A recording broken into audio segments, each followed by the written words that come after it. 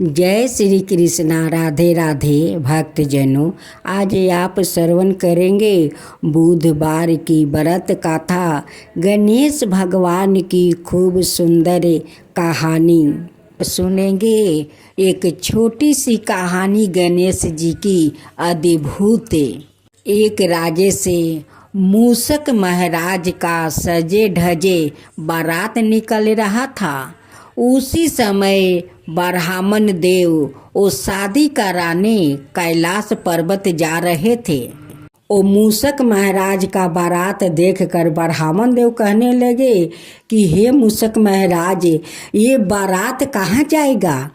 मूषक महाराज कहते हैं कि आज कैलाश पर्वत पर गणेश जी का विवाह है, हम लोग वहीं पर बारात लेकर जा रहे हैं।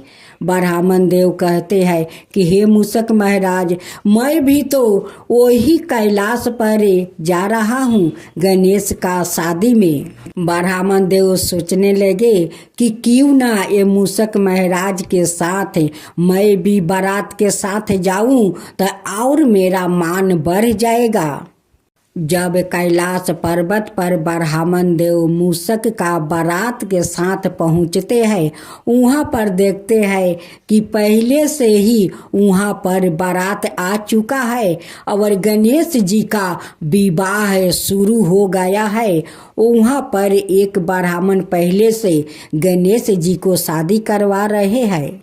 ब्राह्मण देव कहते हैं कि प्रभु, आपका पिताजी मुझे निमंत्रित देकर बुलाया है और पहले से यहाँ पर तो बरियात मौजूद है। अब मेरा क्या होगा प्रभु, क्या होगा। गणेश भगवान कहते हैं कि क्या होगा ब्राह्मण देव, आप भी इस बरियात में शामिल हो जाइए, सब बरियात के साथ भोजन कीजिए और यहाँ पर बैठकर दोनों पंडित मिलकर और ब्याह का रस्म शुरू करवाइए। एक बारात बेटा का तरफ से होगा और दूसरा बारात बेटी का तरफ से होगा। तो ब्राह्मण देव, आप दोनों मिलकर और रस्म शुरू कीजिए। एक दूल्हे और दो दुल्हन के साथ गणेश जी के शादी संपन्न हो गया। जब कार्तिक आया तो अपना छोटे भाई को आशीर्वाद दिया और उनकी पिता भोलेनाथ, माता पार्वती दोनों आशीर्वाद दिया और गणेश जी का दो पुत्र भी जन्म ले लिया, लव और शुभ। भोलेनाथ और माता पार्वती दादा दादी भी बन गए। भक्तजनों, आज आप सुनेंगे पूर्ण फल देने वाली गणेश भगवान का खूब सुंदर कहानी। शांति नगर गांव में 3 देवरानी और जेठानी रहती थी। देवरानी बहुत गरीब थी, लेकिन दोनों जेठानी बहुत अमीर थी। अपना छोटी देवरानी को वो फुटली आँखी नहीं देख सकती थी, लेकिन देवरानी तो गणेश भगवान का बहुत बड़ा परम भक्त थी। वो बिना गणेश भगवान का पूजा किया वो नहीं तो जल ग्रहण करती थी और नहीं भोजन किया करती थी। वो उनकी पूजा करती, उसका बाद ही वो जाकर वो भोजन करती थी। देवरानी का बुधवार का वो नियम था कि गणेश भगवान का बिना पूजा किए वो भोजन नहीं करेगी या नहीं जल ग्रहण करेगी। देवरानी का श्रद्धा भक्ति देखकर दोनों जेठानी बहुत जलती थी, लेकिन देवरानी का तो अभी तक कोई संतान नहीं हुआ था। दोनों जेठानी ताना मारती थी, कहती थी कि है गणेश की पूजा करती है, लेकिन आज तक गणेश तो उन्हें संतान भी नहीं दिया। ये बाजिन का मुख देखने में तो पाप है, इसका मुख देखना नहीं चाहिए। दोनों जेठानी बाहर में यात्रा धाम करने तो जाती थी, लेकिन वो दोनों को भगवान पर ध्यान नहीं रहता था।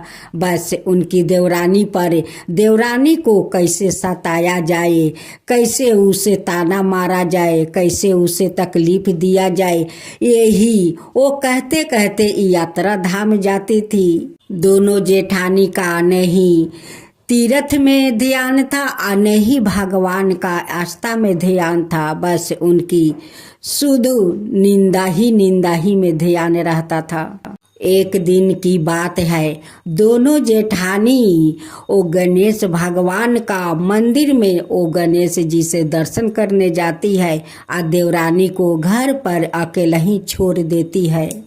देवरानी गणेश भगवान का पास बैठकर वो रो रही थी और गणेश भगवान से कह रही थी कि हे विधाता, आज तक मेरा कोई संतान नहीं हुआ। इस संतान के लिए दोनों जेठानी मुझे बहुत ताना मारती है, बाजिन नाम से बुलाती है। बहुत मुझे तकलीफ होता है भगवान, बहुत तकलीफ होता है। देवरानी रोते हुए गणेश भगवान से अपना मिनती कर रही थी। उसी समय उनकी पति आते हैं और अपना पत्नी को देखकर कहते हैं कि तुम घर में अकेली हो और भगवान के सामने बैठकर रो रही हो, क्या बात है, कहो। अच्छा, घर पर तो भाभी लोग देख नहीं रही है, वो कहाँ गई है। उनकी पत्नी कहती है कि वो लोग गणेश भगवान का मंदिर दर्शन करने गई है। उनकी पति कहते हैं कि देखो, तुम भगवान के पास बैठी हो, यही तो तुम्हारा मंदिर है, भगवान तो तुम्हारा सामने है और तुम रो रही हो। अगर उनकी मंदिर जाना चाहती हो तो तुम भी जाओ, श्रद्धा भक्ति से जाओ और गणेश भगवान से जाकर दर्शन करके आओ। घर से तक कभी कहीं तुम जाती नहीं हो, आज जाओ, तुम भी जाओ, गणेश भगवान से दर्शन करो उनकी मंदिर जाकर। छोटी देवरानी अपना पति के कहे अनुसार एक थाला में फूल मोदक सब कुछ सजा लेती है और चल पड़ती है गणेश का मंदिर। और जाते जाते रास्ते में बहुत धूप था। एक गाछ था, उस गाछ के पास एक बूढ़ा बाबा बैठे थे। छोटी बहू उस बाबा के पास जाती है और कहती है कि बाबा, आप धूप में क्यों बैठे हैं, आप छाया में बैठिए। बाबा कहते हैं कि बेटी, मैं उठ नहीं सकती, मैं बहुत कमज़ोर हूँ, इसलिए देखो इस धूप में पड़ी रही हूँ। बहुत लोग आते जाते हैं लेकिन मुझे छूता तक नहीं है कि ये बूढ़ा का शरीर से कितना बदबू निकलता है। और तुम बेटी मेरे पास आकर और मेरे शरीर का धूल झाड़ रही हो। छोटी बहू कहती है कि बाबा, आप जैसे मनुष्य को सेवा करने में मुझे बहुत अच्छा लगता है, मुझे बहुत आनंद मिलता है।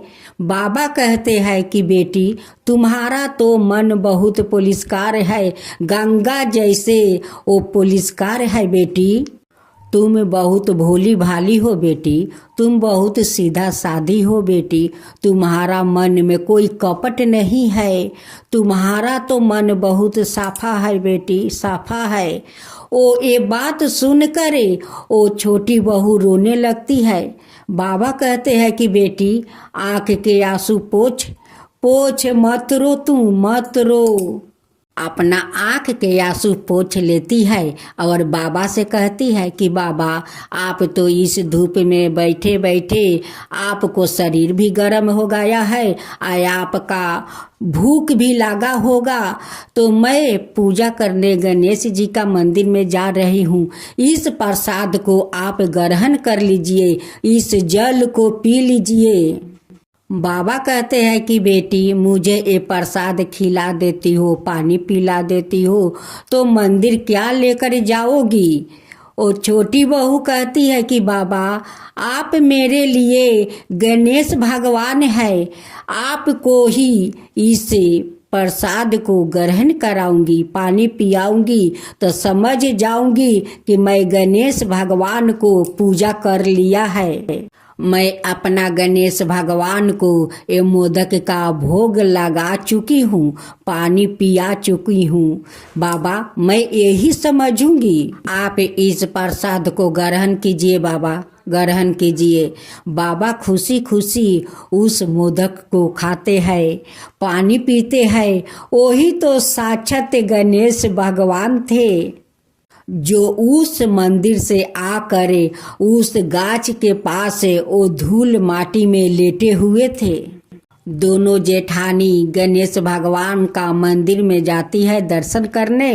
देखती है कि दो मूषक गणेश भगवान का पूजा कर रहे थे। दोनों जेठानी जाकर गणेश भगवान का मंदिर का चौखट पर माथा टेकती है। वो जैसे टेक कर उठती है, दोनों को मस्तक पर बहुत बड़ा बड़ा ठोसा निकल जाता है।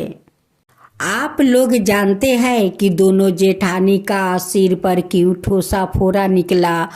क्योंकि दोनों जेठानी तो देवरानी और गणेश भगवान का वो निंदा करते करते उस मंदिर तर जाती है। तो भगवान तो सब सुनते हैं, भगवान तो अंधे नहीं है, वो सब देखते हैं, सब सुनते हैं कि क्या बोलता है नहीं बोलता है। भगवान के पास वो आवाज चल जाता है। भगवान से कुछ भी नहीं छुपता है भक्तजनों, कुछ भी नहीं छुपता है। वो सब जान लेते हैं। वो आदमी का मन का बात भी जान लेते हैं कि वो मन में क्या बोल रही है, वो सारे बात जान लेते हैं। भगवान तो अगम जानी है। इधर गणेश भगवान उस छोटी बहू पर चमत्कार कर देते हैं। एक चुटकी भभूत उठा कर देते हैं और कहते हैं कि बेटी, इस धूल को समझो तो अमृत और नहीं समझो तो मीठी। इस चाहो तो खा लो और चाहो तो फेंक दो। और जो आंचल से तुम मेरे शरीर का धूल झारी है, उस आंचल को कहीं मत झरना, वो घर के अंदर लेकर झारना बेटी। कह करे ओ भेष रूपी गणेश भगवान अंतर ध्यान हो जाते हैं और छोटी बहू धन्य हो जाती है। साक्षात गणेश भगवान को वो बूढ़ा रूप में दर्शन कर लेती है। अपना हाथ से वो भोग लगा देती है, पानी पिला देती है। तो वो तो साक्षात गणेश भगवान को दर्शन भी कर ली, अपना हाथ से भोग भी खिला दी, पानी भी पिला दी। घर आकर उस भभूत को खा लेती है और आंचल को अपना घर में झाड़ देती है। वो जितने झाड़ती है उतने उस आंचल से हीरा मोती मोहर बरसता है, क्योंकि वो सारे धूल तो वो गणेश भगवान का शरीर से उनकी आंचल में पोछा हुआ था। गणेश भगवान का शरीर का धूल वो सारे उनकी आंचल में रह गया था।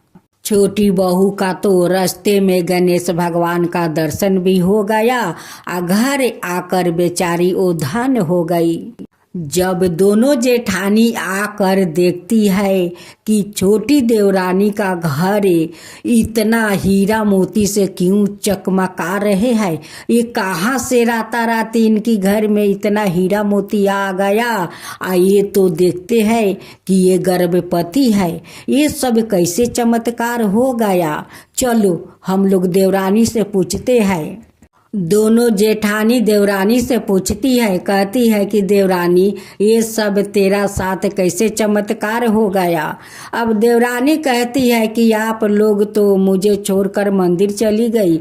मेरे पति आया और मुझसे बोला कि तुम भी जाओ गणेश भगवान का मंदिर से दर्शन करके आओ। मैं जा ही रही थी गणेश भगवान का मंदिर दर्शन करने, लेकिन गणेश भगवान तो मुझे रास्ते में मिल गए और उससे मैं पूजा किया, उन्हें भोग लगाया, उन्हें पानी पिलाया। बस इस सारे सेवा का फल गणेश भगवान मुझे दे दिया। आज देखो तुम लोग के सामने है। दोनों जेठानी देवरानी से माफ़ी मांगती है, कहती है कि देवरानी मुझे माफ़ कर दे, तेरे साथ हम लोग बहुत गलत व्यवहार करती हूँ, बहुत दुख तकलीफ देती हूँ, तुझे जहाँ जाती हूँ वहाँ छोड़ कर चली जाती हूँ, तुझे अपना साथ नहीं ले जाते। आज देख उसका फल मुझे क्या मिला है।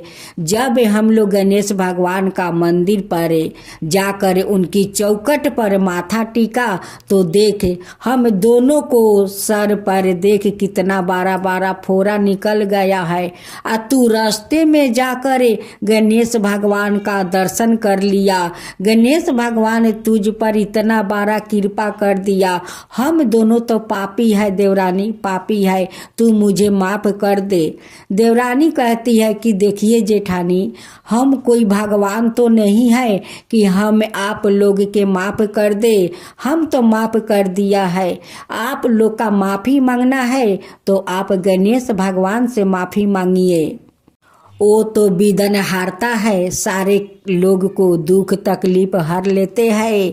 दोनों जेठानी जाती है और उनकी गणेश भगवान के सामने माथा टेकती है, माफ़ी मांगती है कि हे गणेश भगवान मुझे माफ़ कर दीजिए। हम लोग अगमजानी है, हम लोग पापी है, हम पापी को माफ़ कर दीजिए।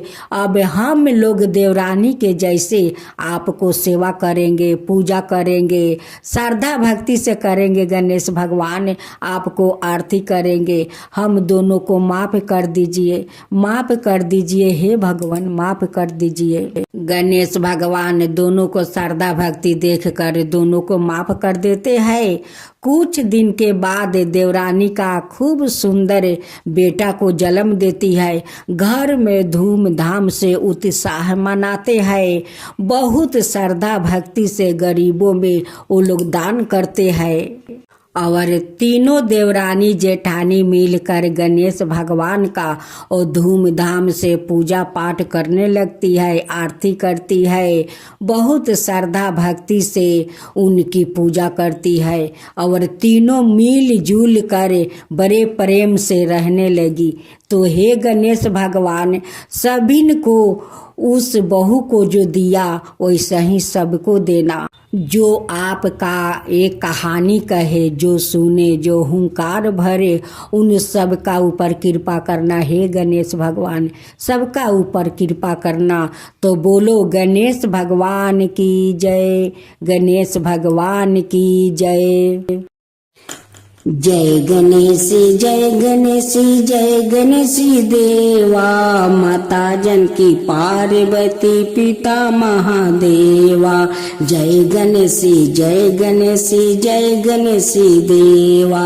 एक दांत दयावंत चार भुजी धार। व्यापारी का दो पुत्र था, एक का नाम धर्म बुद्धे और दूसरे का नाम दुष्ट बुद्धे। दोनों एक बार व्यापार करने विदेश चला गया और वहाँ से 2000 असरपिया कमाकर ले आया। नगर के पास में आकर उन्होंने सारी असरपिया किसी वृक्ष के नीचे गाड़ दिया और केवल 100 असरपियों को आपस में बांट कर काम चलाने लगे। एक बार तो दुष्ट बुद्धू चुपचाप उस वृक्ष के नीचे से सारी असरपिया निकाल लाया और बुरे कर्मों में उसे खर्च कर दिया।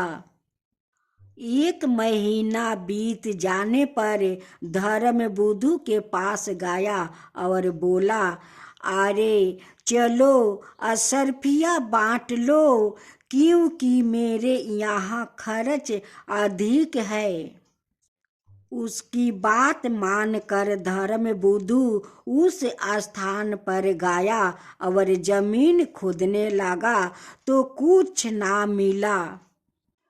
जब उस गड्ढे में कुछ ना दिखाई दिया तो दुष्ट बुद्धू ने धर्म बुद्धू से कहा, मालूम होता है तुम ही सब असरपिया निकाल कर ले गए हो। आत में मेरे हिस्से की आधी असरपिया अब तुम्हें देनी पड़ेगी। उसने कहा, नहीं भाई, मैं तो नहीं ले गया, तुम ही ले गए होगे। इस प्रकार दोनों में झगड़ा होने लगा। इसी बीच दुष्ट बुद्धू अपना सिर फोड़कर राजा के यहाँ पहुँच गया और उन दोनों ने अपना अपना पक्ष राजा को सुनाया।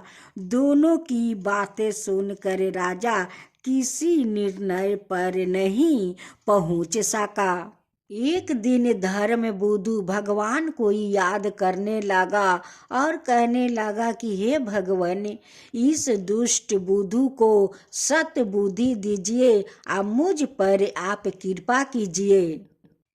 राजा पुरुषों ने दिन भर उन्हें वही रखा। अंत में दुष्ट बुद्धू ने कहा, वो वृक्ष ही इसका साक्षी है और कहता है कि यह धर्म बुद्धू सारी असर्पियाँ ले गया है। इस पर अधिकारी हमारा भी है। विस्मित हुए और बोले, प्रातःकाल हम लोग चल कर वृक्ष से पूछेंगे। इसके बाद में जमानत देकर दोनों भाई घर आ गया। इधर दुष्ट बुद्धू ने अपनी सारी स्थिति अपने पिता को समझाई और उसे प्रयत्न धन देकर अपनी ओर मिला लिया और कहा, तुम वृक्ष के कोटर में छिप कर बोलना कि उसके पिता रात में ही जाकर उस कोटर में बैठ गया। प्रातःकाल दोनों भाई बेहराधिपतियों के साथ उस स्थान पर गया। वहाँ उन्होंने पूछा, असर्पिया को कौन ले गया है? कोटर अस्त पिता ने कहा, धर्म बुद्धू। इस संभव आश्चर्य की घटना को देख सुनकर चतुर अधिकारियों ने सोचा कि अवश्य ही दुष्ट बुद्धू ने किसी को यहाँ छुपा रखा है। उन लोगों ने कोटर में आग लगा दिया। जब उसमें से निकल कर उसका पिता भागने लगा तब पृथ्वी पर गिर कर मर गया। इसे देख कर राजपुरुषों ने सारा रहस्यों को जान लिया और धर्म बुद्धू को 500 असर्पिया दिला दिया।